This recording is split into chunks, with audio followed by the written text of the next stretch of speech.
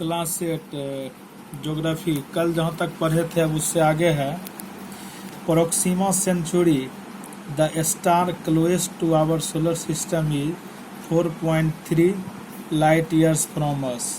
Proxima Centauri एक तारा का नाम है जो हमारे सोलर सिस्टम यानी सोलर सिस्टम से सबसे नज़दीक है और यह कहता है हमसे 4.3 लाइट ईयर यानी प्रकाश वर्ष दूर है। This means that light travels from this star takes 4.3 years to reach us. इसका अर्थ यह है कि इस तारे से प्रकाश को हम तक पहुंचने में 4.3 वर्ष का समय लगता है। Scientists believe that about 15 billion years ago there was no universe। वैज्ञानिक ऐसा विश्वास करते हैं कि करीब 15 बिलियन ईयर्स एगो 15 बिलियन साल पहले कोई यूनिवर्स नहीं था, कोई ब्रह्मांड नहीं था। All the objects of the universe were compressed at a point and then a massive explosion called the big bang occurs. All the objects of the universe, इस ब्रह्मांड की जितनी भी वस्तुएं थी वेयर कंप्रेस्ड, कंप्रेस मतलब होता है कंप्रेस, बोलिए। All the objects of the universe were compressed, इस ब्रह्मांड की जितनी भी वस्तुएं थी वो एक ही बिंदु पर संकेंद्रित थी। And then a massive explosion, और तब एक बहुत भयंकर विस्फोट हुआ जिसको कि बिग बैंग कहते हैं। It causes matter to spread out in all directions at great speed. इस बिग बैंग के कारण जितना भी चीज़ एक जगह एक पॉइंट पर संकेंद्रित था वह एक दूसरे से अलग होना शुरू हुआ। और कहता है it causes matter to spread, जितना भी पदार्थ वहाँ था सब फैलना शुरू किया सभी दिशाओं में एट ए ग्रेट स्पीड मतलब बहुत तेज़ गति से। Our solar system was form some 4.5 billion years ago. हमारा जो यह सौर मंडल है वह आज से करीब 4.5 बिलियन ईयर्स एगो फॉर्म हुआ यानी बना। अब नेक्स्ट टॉपिक है स्टार्स यानी तारे। A star is a heavenly body with its own light. कहता है स्टार जो है एक आकाशीय पिंड है जिसका अपना खुद का प्रकाश होता है। All stars are huge balls of hydrogen and helium gases. जितने भी तारे हैं वो सब हाइड्रोजन और हीलियम गैस के बहुत बड़े बड़े पिंड होते हैं। These gases are found in certain regions in space. ये सारी गैसें जो हैं स्पेस के कुछ निश्चित क्षेत्रों में पाई जाती हैं। A star is like a furnace in which hydrogen is used as the fuel and large amount of heat and energy released during the nuclear fusion in the star। कहता है एक तारा जो है वो एक फर्नेस की तरह, फर्नेस मतलब भट्ठी होता है। एक तारा एक भट्ठी की तरह है जिसमें हाइड्रोजन का उपयोग ईंधन के रूप में, फ्यूल के रूप में किया जाता है। यानी तारा के अंदर में हाइड्रोजन जलता है और उसके जलने से large amount of heat and energy, उसके जलने से बहुत बड़ी मात्रा में ऊष्मा और प्रकाश उत्पन्न होता है। और यहाँ पर न्यूक्लियर फ्यूजन रिएक्शन होता है मतलब हाइड्रोजन के एटम एक दूसरे से मिल करके हीलियम में कन्वर्ट होते रहते हैं। यानी न्यूक्लियर फ्यूजन रिएक्शन के कारण एक लार्ज अमाउंट में हीट और एनर्जी क्रिएट होता है। The stars are very large celestial bodies and several times bigger than our earth. तारे जो हैं, तारे बहुत बड़े आकाशीय पिंड होते हैं और ये हमारी पृथ्वी से कई गुना बड़े होते हैं। Some of them are smaller and some of them are medium size like the sun of our solar system. उसमें से कुछ तारे छोटे भी होते हैं और कुछ तारे मीडियम साइज के यानी ना बड़े और ना छोटे, जैसे कि हमारा सूर्य सोलर सिस्टम का सूर्य है, यानी सूर्य भी एक प्रकार का तारा है। All stars including the sun move around some celestial body or group of bodies with high speed. जितने भी तारे हैं जिसमें कि सन भी इंक्लूड है, ये सब किसी न किसी आकाशीय पिंड के चारों तरफ, किसी न किसी आकाशीय पिंड के चारों तरफ, नहीं तो किसी आकाशीय पिंड के समूह के चारों तरफ बहुत उच्च गति से चलते रहते हैं। The stars appear to move from east to west. तारे जो हैं हमको ईस्ट टू वेस्ट यानी पूरब से पश्चिम की तरफ गति करते हुए दिखाई देते हैं। However, there is one star which appears stationary to us. लेकिन एक तारा ऐसा भी है जो हमको एक ही जगह, स्टेशनरी मतलब होता है स्थिर रहना, एक तारा ऐसा है जो हमको एक ही जगह पर स्थिर दिखाई पड़ता है। This is situated in the north direction, यह उत्तर दिशा में स्थित होता है, नोन एज पोल स्टार, और इसको ध्रुव तारा कहते हैं। The pole star is familiar star to find direction at night. Pole star जो है बहुत ही मतलब जाना पहचाना तारा है, जिसके बारे में हम सभी जानते हैं। और यह जो है रात के समय में दिशा ज्ञात करने के लिए इसका यूज किया जाता है। यह हर वक्त उत्तर दिशा में रहता है। The stars appear so small because they are very far away from us. तारा हमको बहुत छोटा दिखाई पड़ता है क्योंकि वो हमसे काफ़ी दूर है।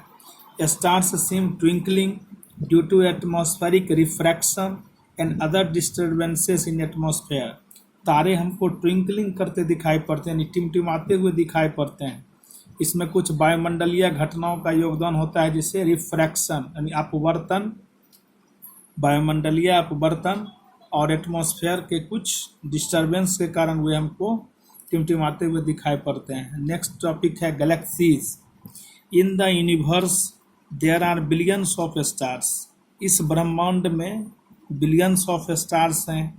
However, the stars are not uniformly distributed in space but occur in huge clusters. और ये तारे जो हैं ये स्पेस में यूनिफॉर्मली बटे हुए नहीं हैं, यानी हर जगह तारों की संख्या एक समान नहीं है। कहीं पर ये बहुत कम है, कहीं पर बहुत ज़्यादा है, कहीं पर एक भी नहीं है, यानी ये अनयूनिफॉर्मली डिस्ट्रीब्यूट है इस पूरे स्पेस में। ह्यूज क्लस्टर में मतलब कहीं कहीं पर उनका बहुत बड़ा क्लस्टर झुंड मौजूद है। A galaxy is a group of stars and other celestial bodies which is bound together by gravity. Galaxy क्या है? गैलेक्सी तारों का समूह और दूसरे आकाशीय पिंड गैलेक्सी तारों और दूसरे आकाशीय पिंडों का समूह है जो एक दूसरे से ग्रेविटी के द्वारा यानी गुरुत्वाकर्षण के द्वारा बंधे हुए रहते हैं। There are many galaxies in the universe. इस ब्रह्मांड में कई गैलेक्सीज हैं। Our sun is a part of a spiral galaxy called the milky way Galaxy.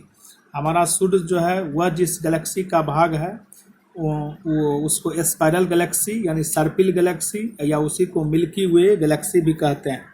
इन हिंदी में इसे दुग्ध मेखला गैलेक्सी के नाम से भी जाना जाता है। The milky Way looks like a hazy hand across the sky due to the light from its countless stars.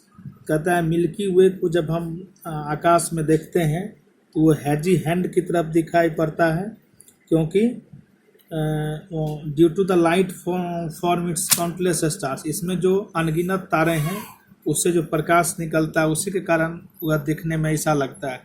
Galaxies में भी स्पाइरल, एलिप्टिकल और इरेगुलर इन शेप। अब गैलेक्सी का शेप यानी आकृति की बात है।